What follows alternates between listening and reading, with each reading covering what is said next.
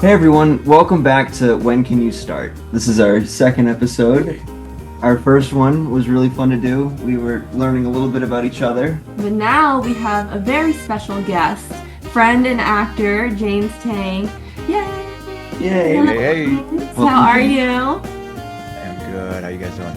I'm doing good. Thank you so much for taking the time to be on this podcast, be our first guest. Thanks for having me. Do you want to tell us a little bit about yourself with your background? Yeah, sure. I am an actor, filmmaker, content creator. I have an international background. I was born in the States, but grew up mostly in Thailand. But I also have like a Chinese cultural family, so I identify as something that's called third culture, Hmm, where it's like a mix of all these things, but also not. interesting. Very cool. Being an international student, yeah, bounced around the world, lived in four different countries, I think five or six different cities, and Wow. eventually ended up in LA um, just over 10 years ago now, pursuing filmmaking and acting. And Wow. Wow, yeah, very nice. Out of all the cities that you could choose to go to again, which one would you go to? I mean, technically, I want to be a Bangkok, LA, like bi-coastal, quote unquote, living situation would be, I think, ideal for me. I've been back to Thailand recently, and it's there's just something about it that I'm like, okay, this is home. This is really home. The energy of the city of Bangkok, the energy of Thai people and culture in general. But also I still am, trying what I can to, I think, make it in the American film industry. So I think being able to have the best of both worlds feels a little greedy, but I want to be greedy. So here we Yeah, are. you know what? Do it. Do it. So, I Treat mean, myself. You Exactly, exactly. treat yourself Yeah. 100%, 100%. I reached out to you before this podcast and I did ask you, what was your first job, first paid job? So Yeah. you could talk a little bit about that and then we're going to go into your career. But yeah, let's talk about that in the beginning. Yeah. So what was your first paid job? Technically, my first paid job was as a lifeguard at a theme park, a water park, more than a theme park, um, from in Orlando called Wet and Wild. Yeah, this, Oh, okay. That's an yeah, interesting name for a Fun water park. name. yeah. It's like a sort of a brand because I know they had one in Australia as well. So I Mhm. think it's one of those like it was a brand where there was at least two parks, but I think they've been bought up by Universal now. Okay. And yeah, like the land I think has been it's like been I think completely taken down and they're doing like a new that new like Epic Universe park or whatever, I think. Don't quote me on this, Universal fans, but yeah, it was like this old school water park from I think like the 70s or something. And Wow. then yeah, but it was just one of those things. I never really had a summer job growing up. Partially privileged life, but also I think because it feels like a very American cultural thing. I'm not 100% sure about other countries, but I just know like a lot of American friends and students from my school would go back to the States in the summers and like work summer jobs. Oh yeah. Oh, okay. Yeah, a Yeah. couple of people do that. Yeah. I know about that. Yeah. I know exactly what you're talking about. There was always a couple of international kids that were Hmm. always lifeguarding at our local water parks and everything like Exactly. that. Yep. Okay, right. Yeah. And so, but it tended to be, I think, just like the American students. And so during college, it was like, well, I kind of want to do that, and I like floated it with my best friend. And at the time, my mom and sister were based out of Orlando because when I graduated, my sister and mom moved to the States because she kind of wanted to start pursuing golf more seriously. And Oh. so my dad was staying in Thailand to kind of like take care of, he had his own businesses over there. So like it was, my mom went with her. And so we had a place in Orlando to stay at. So yeah, for the summer, I think my mom and sister like went back to Asia, and then me and my best friend stayed in the apartment, and were lifeguards for the summer. Interesting. Fun. That's always Yeah. fun to be rooming with your friend, to also have a job with your friend. Makes it a lot Yeah. more just, you know, fun. Yeah. Oh, it definitely It makes it was, fun. yeah. It was a very fun experience. But yeah, it was definitely more about the fun and the experience, I think, because back then we were being paid like I think we like got to like 750 an hour or something. Wow, Yep. yeah, Yep. wow, pay rates back then. Yep. Yeah.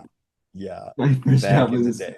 my first job was like $8 an hour too. I know exactly what Yeah. it's I like. think mine was like 716, like weird kind of number, but It's money. interesting that you started as a lifeguard and now you work in the entertainment industry. You're an actor. Do you feel like you've taken some of the stuff that you learned as a lifeguard with you as you are in acting?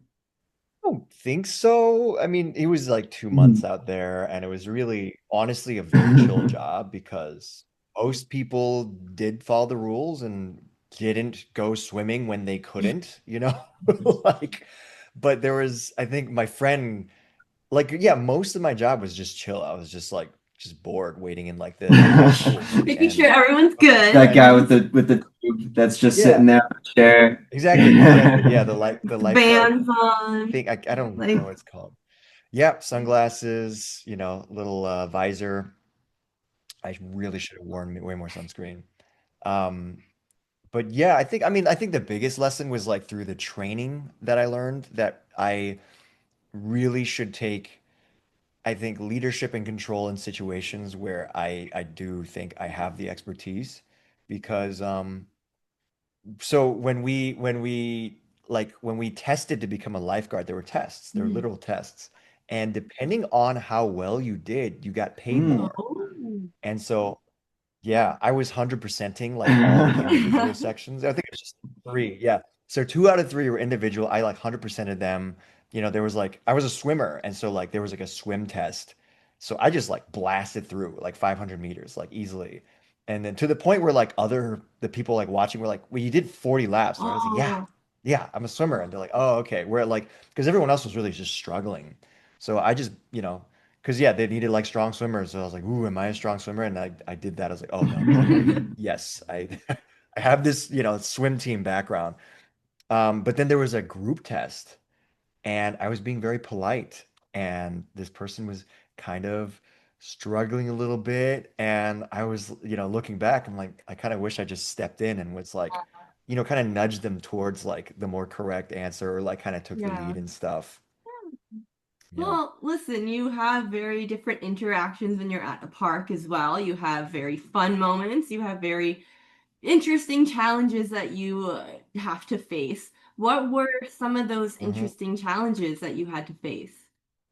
Um, Honestly, I didn't really have to face too many. It was a very chill job, Yeah. honestly. And That's so such the like dream. it really was. And like I feel like, at most it was like some kids like goofing around and then like there was protocol for that. So it's like I blew the whistles and like we're like, hey, watch out for these kids. They're kind of messing around. Um, but pretty much everyone. Oh, I just remember the absolute cutest situation though, where I think it was like a kiddie wave pool where I just managed to like get bumped into, and it was fully empty. And there was this little kid, this little boy, who like was just collecting all like the inner tubes because he wanted to help. And I was like, "Oh, you don't Oh. have to do that, buddy." He's like, "I want to help." I was like, "Okay." But I was like, I also feel like it's sort of a hazard that he's like because he was putting them on himself, so he was kind of like shuffling around with like a bunch of inner tubes and I'm like, I feel like that's dangerous, but we were not trained for this, so I'm not sure how to approach this. But eventually he like, put them all to like a section and kind of left, I think, or I got bumped out, I can't remember, but it was like the cutest thing ever. Um, but it's Oh. funny too, yeah, because like my whole situation, most of my time there was like so chill and honestly kind of boring. Whereas like, my best friend at the end of the night will just like chat about things, and he was like all these stressful stories, and I'm like, how did how did you end up with these? Like I think there was a ride that was literally just like a tube into a giant funnel, and then it dropped into a deep catch pool and he had Ooh, someone fun. who could not swim, so he had to save him. But this person Oh just no. kept going. They could not swim, but it was Oh like the ride was empty, so they just kept going up, dropping down, risking Oh death, no. risking doom, risking drowning. but was like just assuming my friend would save him. And I think by the third time, my friend was like, "You gotta stop. You can't swim. Like this is dangerous." Yeah. Yeah. But he also then, I think like someone recruited him to be the wave pool lifeguard, like the proper wave pool. And Mhm. in terms of like what you have to do, there were just four seats and you just get bumped in. I think you do 15, 15, 15, 15. Um, I think those are the times, or 30, I can't remember. But either way, he was like, "This is the most stressful job in the world. I hate it. I can't believe I got this." You know? Because I was Yeah. like, dude, my day was easy. I just went around the circuit. And he's like, "I'm just sitting there staring. And I don't know if this kid is drowning." And they told me horror stories of someone that like found a shirt at the bottom or saw a shirt at the bottom of the wave pool to went to retrieve Oh it and turned out it no. was a dead kid. And he was like, yeah. So Oh no. horrifying That would experiences. Yeah, he was stressed out. Me, I was chilling. Life was great. Do really cannot say I ran up against anything that was significantly challenging. I mean, it's interesting that you say you didn't have any challenges and it was a very stress-free job, Yeah. which we all would love to have as that as our first job. Yeah. Right? To get into acting, which is such a really, I guess some would say that's a pretty intense field. It's, Mhm. you're kind of in front of camera, you have to kind of have the confidence, you have to kind of remember all the lines. What inspired you to go from kind of that leisurely, chill lifeguarding to what you're doing now, which is Mhm. acting? I mean, acting was always a passion I think that I secretly had because I grew up watching movies.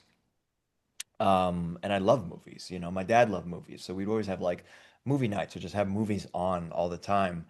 And I think I always wanted to be involved in acting, being in front of camera and stuff, but like I think a mixture of let's say maybe a lack of representation as well as just the fact that like I was just, Mhm. kind of shy and I don't think anyone in my circles or family ever did anything in entertainment. So it was always just like oh, that's not something I would do kind of thing.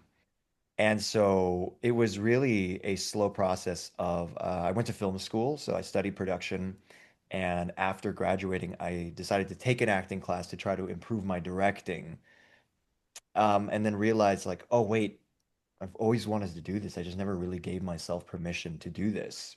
Oh, wow. Well, I mean, when you were first starting out, how did you survive and get by while you were breaking into the industry without being born into connections or growing up even in LA? Hmm. You know, many other individuals or individuals that are in this industry, they do have, some of them have connections, but you didn't. So tell me a little bit about that. Yeah, it was, just kind of just trying to figure out everything I could.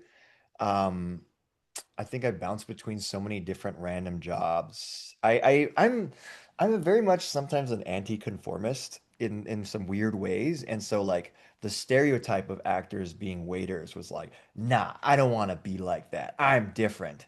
And so I bounced between like other jobs. But like I think the whole reason being a waiter or server is a stereotype is because you can get a good amount of money in a shorter Hmm. amount of time and be flexible enough to, go to auditions or be ready for auditions and stuff. So part of me is also like, maybe I should have done that earlier on. Um, but either way, yeah, I really just bounce between jobs. I mean, technically, I still am bouncing between jobs, like I wouldn't Yeah. say that like my finances are stable enough from just acting that I can just be chilling off of them. Some people have, and good for them, but I'm not at that place. And so yeah, it's that professional freelance life that constant freelancing of like, okay, cool, like I got a job as an assistant to a manager. I was doing these like online gigs where I think I found out later that it was essentially like training AI before AI was AI. I did do a restaurant gig as a host because I think that restaurant needed me to needed people to work their way up to server, but then I mean, I did quickly realize that the restaurant life just isn't for me. It's just not Yeah. for me, just the way my brain is wired. Um, I drove Postmates for a few months. What was that one? Oh my goodness, I can't remember. It was like I was a quote unquote warehouse assistant. Um, Yeah. but it wasn't a real warehouse. It was like this, it was just an office, but like they had this kind of stock room because it was a company that it was a really interesting company where like they had Actually, the some of the teachers were actors too, so I wonder if I could have gone in as the actor. But like they would basically be like these. It was like a hub where a teacher would come in, pick up their equipment, and it was like for science experiments. And then they would take this Mm, equipment and then go off to like a teaching session where they basically teach kids how to do science experiments with like all these little packs. Um, mm, and so I was the guy that would like fill up the packs and then like break down the packs that came back and like clean it up or like throw things out or like put them back into like the storage containers because certain things were like reusable, like magnets or whatever, or certain like types of toys or marbles or whatever. mm. It Um, sounds like PPEX back at our A school. little bit. A little Yeah. bit, A little where bit. the students were taking studio classes, and a lot of them were. This job was very, very competitive as well, but they would work with insane cameras, red cameras, like very high quality audio tools. And everyone wanted that. And, they would help break it down, set it up. They were very strict when you take out the equipment. You have to take it out at a certain time, and you have to keep it at a certain temperature, and then Right. you have to bring it back and Oh make sure yeah. everything is cleared and fully charged and whatnot, or else they'll take your card away and Right. you'll not You couldn't rent the equipment out. that for Yeah. a couple of weeks For a little as bit. well. Yeah. Mm. Yeah. I mean, it's interesting that you were kind of talking about you were working Postmates and you were working these kind of odd jobs while you had acting kind of while you were kind of working on acting, you also had this to supplement. Recently, we all know about this, and we're still feeling a little bit of the ripples of it now. Hmm. But there was that huge SAG-AFTRA strike that happened a Right. couple of years ago, Yeah. and there was a writer strike that was a couple months before it. Yep. How did you survive through those when you couldn't act? Yeah. I mean, like honestly, from a career perspective, nothing changed. Like I Yeah. haven't been acting regularly on enough that it affected me, Like yeah, like auditions even in the year before that in 2022 had already dropped. But like most of my acting gigs have just been like, okay, here's one thing every like 6 months or something. Um, Hmm. which is why I say like I wouldn't say that I've been doing enough to like, keep me afloat just from acting. Um, Hmm. Hmm. what's it called? Yeah, like, some people working on a TV show are series regulars. And so for them, yeah, those get shut down and they don't get to work. But for me, I was like, well, nothing's changing. I'm just going out more and picketing more. Hmm. So honestly, it was just it did help me like, you know, start shifting more to focus on content creation because um what's it called? Like, yeah, it was just seeing that it wasn't just that there were no jobs, but there were also no auditions because there were no jobs, because nothing was working. Yeah. Um, Hmm. and at the same time, too, like there were other contracts that were still workable. So I did do an indie film, right during the strike. So it felt weird, Oh, right. but it's also, yeah, I did it. Yeah. The film I'm in that just released called To Die Alone, it's an independent film. So like, it's not what was being struck. We were striking against AMPTP through film and TV and wait, yeah, mainly film and TV on camera contracts, but for companies working under those productions. So an indie film that was totally fine. I was also doing some voice dubbing and still am. And that's totally fine because it's under a different contract. That's it's voice, so that's like it's a different Hmm. thing. So there was also those that did come in once in a while. But it definitely helped me see and realize kind of more the big picture and like just try to figure out, different avenues of, being able to make money, but also stay creative and kind of tell the stories that I want to tell. And then the year after definitely like solidified that because for on-camera auditions through my agents, all of last year, I got 6 auditions total through the entire year. And talking to other people there, it's been very similar. And so, after the strikes ended, it's not like things like came back with a roaring boom either. I think there are kind of a lot of factors, there's a new movement called Stay in LA. I think it's Stay in LA 2025 is like Oh an yeah. Instagram Yeah, account. I've Yeah. seen that. And they're Yeah. trying to bring all that it's like the tax breaks and stuff, Hmm. right? Yeah, They're they're, trying to bring stuff back. pushing for Bring Yeah. back Hollywood.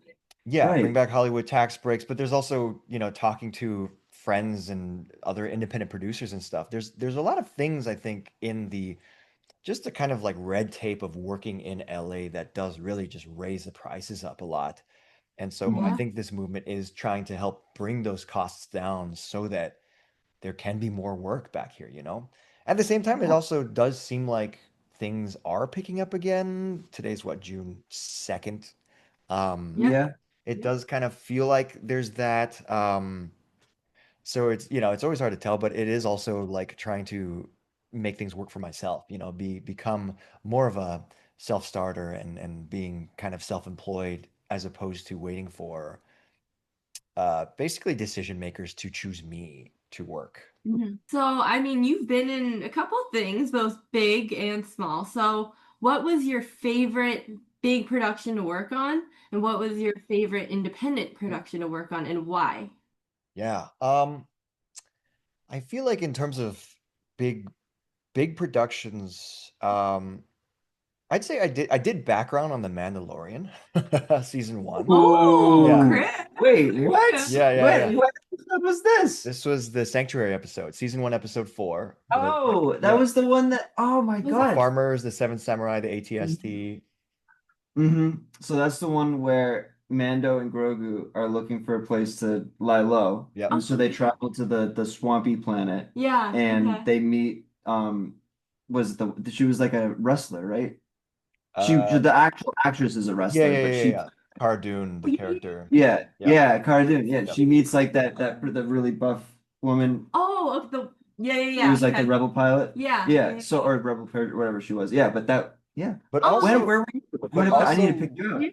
yeah. Well, I'm in the background, right? So I'm one of the farmers that if you keep an eye out, looking specifically at the background out of focus, you'll see me with like a wig and like a hat thing on. I actually made a YouTube video about it. That's Um, That's funny. yeah.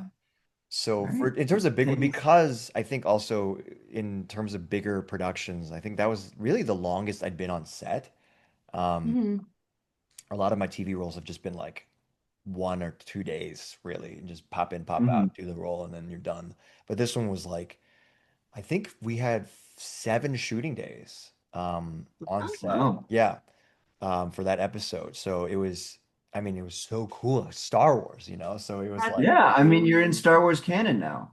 technically, yeah, Yeah. and some people get pulled back. So, fingers crossed that they decide to take a Sorgan farmer from the background and maybe make a whole, whole I show about it. heard I heard, I don't know if you're aware, I don't know if you saw Rogue One, but there was a person in Rogue One who was supposed to be an background extra who I guess like was really nice and they gave him a couple speaking roles and then Wow. they loved him so much they actually brought him back as a character in the Andor Wow. TV show. Wow, nice, nice. Yeah, Yeah, you To never say know. You never know. I really liked Mandalorian. you never know. I'm not a big Star Wars fan. I mean, I do love certain characters, but I have to say Mando was very solid. It's fun. So, It's fun. Yeah. yeah, That must Um, have been cool. that's yeah. Did awesome. you meet Pedro Pascal? So, I mean, the official story is that he was out for like I think a Broadway show or something. So they, yeah, it was a stand-in. It was a body double, Uh, but oh, you can do also, that with this. but my understanding is that they're acknowledging that more now because the body double being Brendan Wayne, and I think Lateef Crowder is the stunt double. They're putting their names up in the credits, more early. Oh, good, Yeah, so I good. think I think they're officially acknowledging that it's not always him um under the suit, Good, but good. Give credit where credit is due. yeah, that is my theory. I'm not on record saying any of this. Well, Well, we technically I will am. make sure that it's not on record that you say. Um, So while you're working with oh, I'm sorry. Continue. Were you gonna oh, I was say? gonna say for in terms of like the best Yes, do that one. non big budget, like the best production, I mean for sure is the film I did To Die Alone.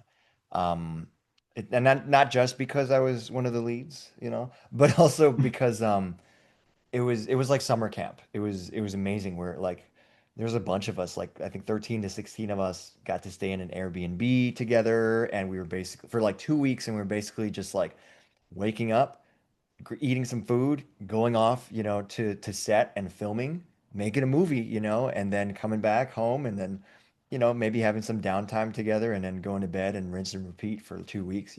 And so, That's fun. yeah, it was super fun. And it was, all filmed in the woods up around Mount Shasta in NorCal. So it was also Ooh. just gorgeous just being out there. Gorgeous. Gorgeous. Media is all ever evolving. And while you strive to improve API representation in media, how do you work to incorporate that when producing, directing, and writing your own content? I mean, lately I'm focusing on, just creating my own series actually. And I mean, for AAPI representation, I just by acting in my stuff, I feel like I am helping with improving that because of my AAPI face. Yeah. But also, Mhm. I mean, it's a tricky world because there's some organizations that kind of only want to uplift what's already known, and I get it from a business perspective. Like people generally are drawn to things that are, people that are already famous or projects that are already known to them.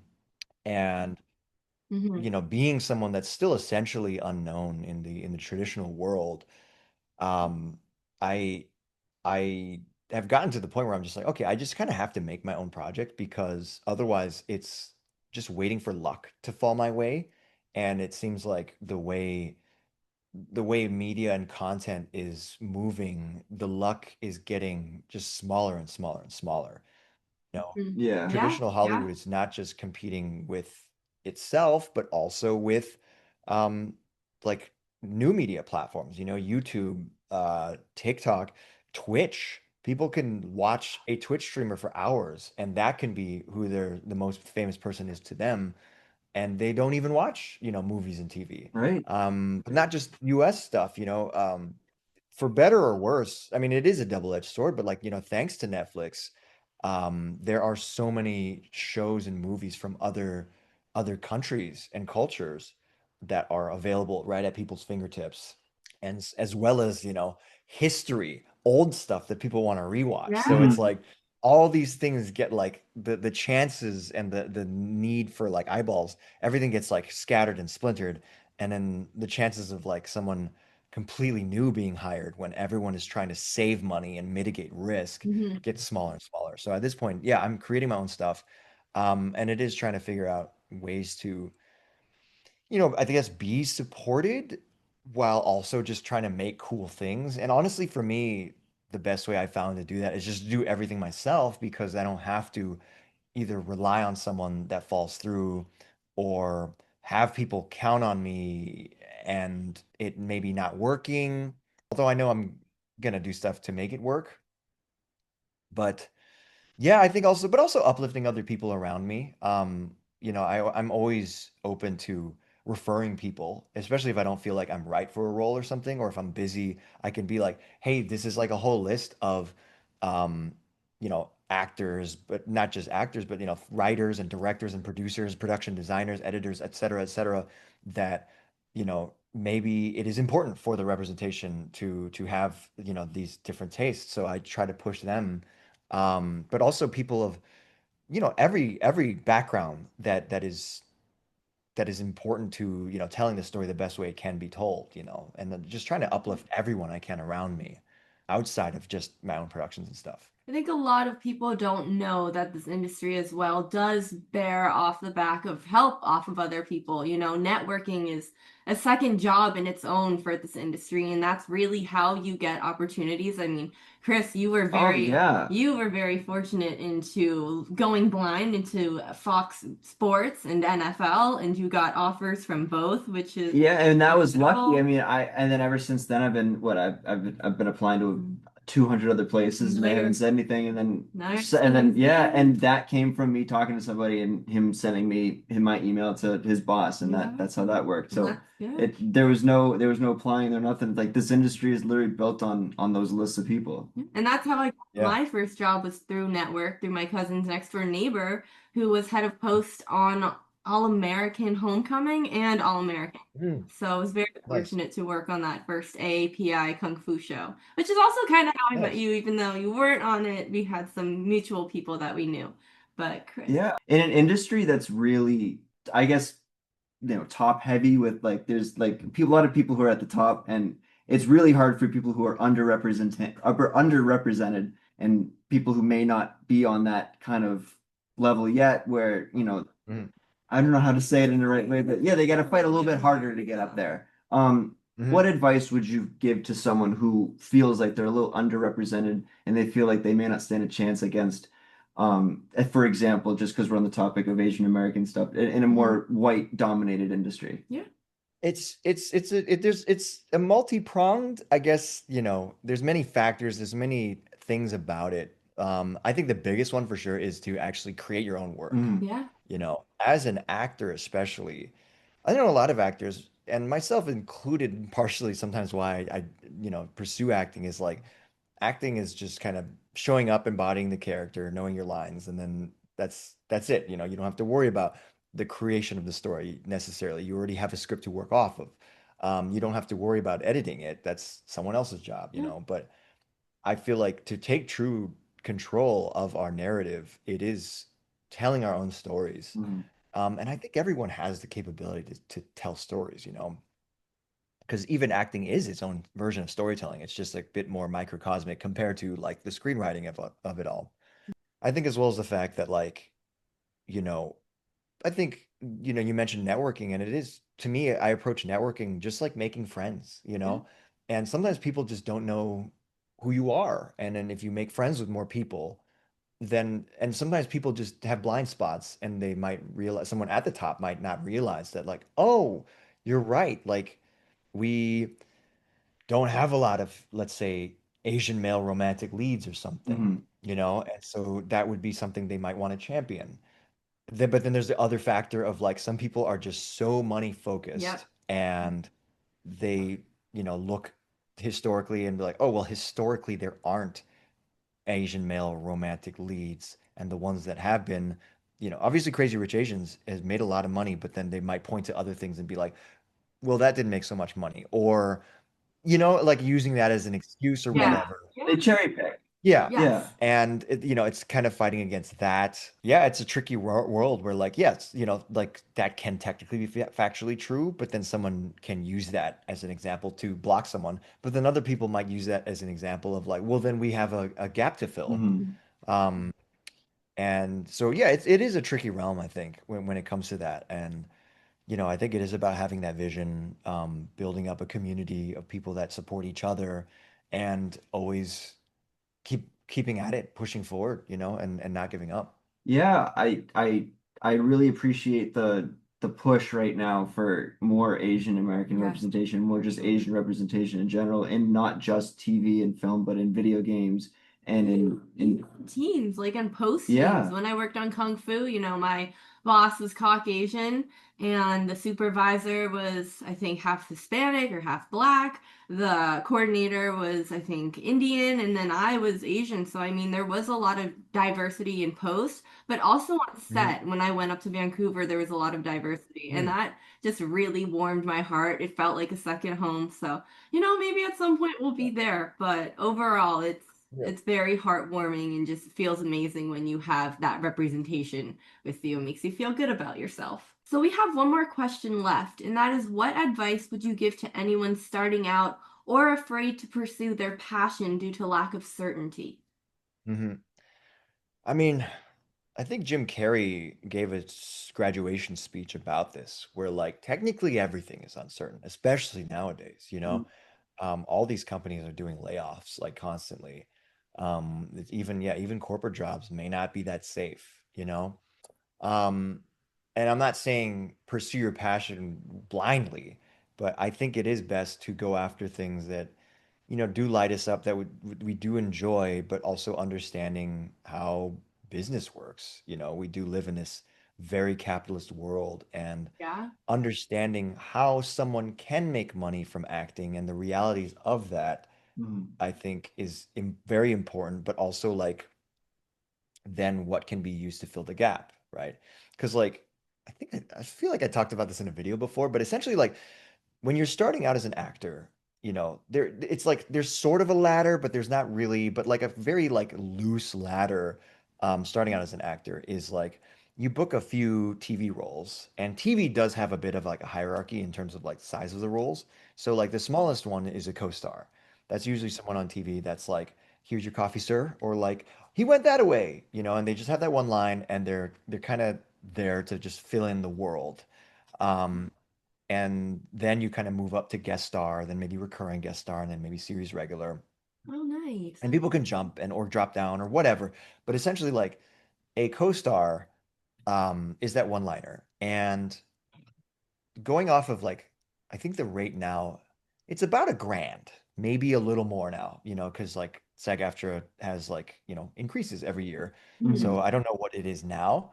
Um, but you book a 1 day co-star is $1,000. Let's say you happen to get, because I happen to have a job where like they booked me like it was only like a day and a half, but it was like at the ends of a week. So I think because it was so far apart, it counted as like a weekly rate. So I got like 4 grand. Oh, Yeah, okay. Wow. so I was like, okay, cool. I like that. I'm barely on set and I get like 4 grand. Great. Um, so booking a like 1 week co-star and you get 4 grand, getting co-star roles even is still like 4 a year would be great. Wow. Mhm. So the max you can make is 16,000 a year before Wow. taxes for So, 4 co-star roles, like starting out. Yeah, that's not sustainable, that's And Yeah. but I think it's important to highlight that to understand that number, Yeah. yeah. because I definitely, you know, lived off of, on one end you can call it copium, on the other end you can call it hope. But this kind of delusional hope of like, I'll get something, it's fine, it'll pay for itself. Mhm. And that never really happened, or if I did, it's like, oh wait, this is only like $1,000, Mhm. this isn't enough.